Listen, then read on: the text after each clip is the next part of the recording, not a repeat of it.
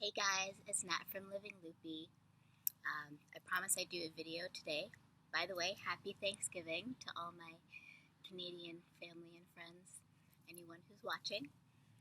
Um, so I'm getting the video out today, like I promised I would try to. Now, the reason why I wanted to post this video today was because it marks 5 years since a big thing happened with me involving my lupus. Thanksgiving weekend 5 years ago, um, I was having trouble breathing. Actually, I should start with in September, the end of September, I found out from my kidney specialist that I was in mild kidney failure, and he wanted to start me on a round of chemo for 6 months to try and bring it back from failing. I had started the beginning of October, just my first round, and Thanksgiving weekend is when everything went downhill. Like I said, I was having trouble breathing, and I'd gone shopping with my best friend for Thanksgiving on the Sunday. When I got back from shopping, I could not catch my breath anymore. I just couldn't breathe, and I told my mom I needed to go to the hospital. So she ended up calling the ambulance. They came to the house, took me over to Credit Valley, which is where my doctors work out of, so I figured that'd be the best hospital for me to go to, because it isn't the one closest to my home, but ideally it was the one best for me. So I went there. They ended up admitting me on the Monday, Thanksgiving, because my kidneys were shutting down completely. I also had really bad pneumonia, which is why I couldn't breathe. So basically, I was drowning from the inside out.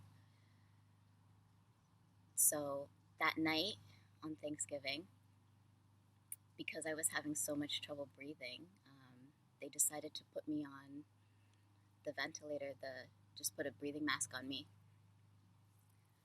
While they were doing that, they were also trying to put a catheter in me because they didn't want me to get up to go to the bathroom all the time, which is what I was doing. So I did not want that. I started freaking out, and that was the last thing I remembered. I found out about 3.5 weeks later that I had been in a coma. My mom told me that she had gotten a call the next day. I believe it was the Tuesday. The hospital called her and told her that they had to put me on life support. They had induced a medically induced coma, and that was that. It was a long 3.5 weeks for my friends and family. They were told that I wouldn't make it. Doctors told my parents that they should start preparing because they did not expect me to live. Well, 5 years later, and I'm sitting here in front of you telling my story. So if that's not a miracle, I don't know what is. I ended up actually opening my eyes on a Hindu holiday, which I am Hindu, the Festival of Lights, which is called Diwali. My mom came to the room I was in, the ICU isolation unit. She was looking at me, and she said that she saw my eyes open, and she went and she told the nurse that she thinks that she saw my eyes open, and the nurse was like, "Oh my gosh, I think that I had seen that earlier, but I wasn't sure." She ended up running in with the doctors and found out that the machine that they put me on to help me breathe was clogged. And if it weren't for that, and it weren't for my mom seeing my eyes open, who knows what would have happened. That could have been it for me. Because with that machine not letting me breathe, I'd be done. Gone. But they managed to unclog the machine, and about a week later, on Halloween Day, I opened my eyes.